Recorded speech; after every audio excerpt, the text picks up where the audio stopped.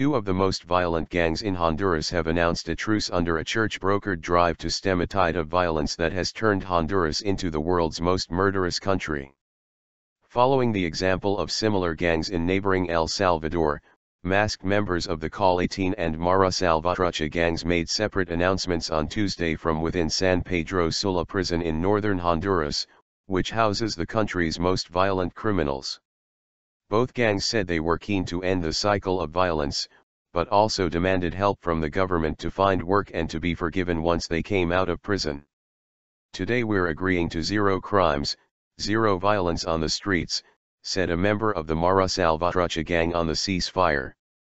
"Both inside and outside, the boys know what we're talking about. We want change, from now on comes the positive," added the Mara Salvatrucha member, accompanied by Romulo Emiliani, the Bishop of San Pedro Sula, and Adam Blackwell, Secretary for Multidimensional Security at the Organization of American States, who brokered a similar deal in El Salvador between the two most violent gangs there. "We're willing to work to lower the violence, but we need everyone to be on board, because we're not willing to be the only ones," said a masked Call 18 member.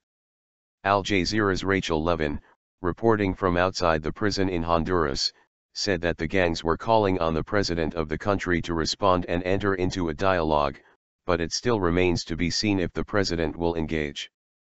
"Everyone here agrees it's a positive step forward, but people are cautiously optimistic because back in 2005, these two gangs had another peace treaty with each other.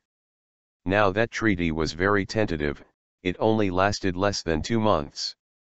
Hector Silva, lecturer in organized crime and gangs at the American University's Center for Latin American Studies, told Al Jazeera that government aid would make the agreement endurable.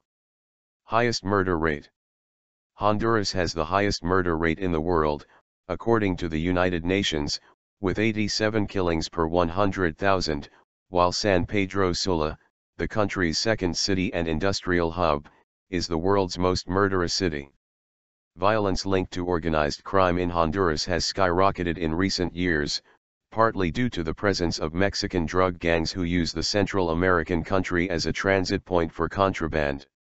In December 2009, the head of the government's drug control office was shot dead by suspected cartel hitmen in the Honduran capital, Tegucigalpa, while the country's top anti-money laundering official was murdered in April.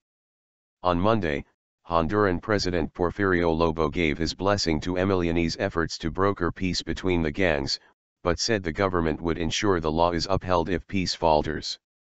"The state will keep strengthening its criminal investigations in order to impose order," he said.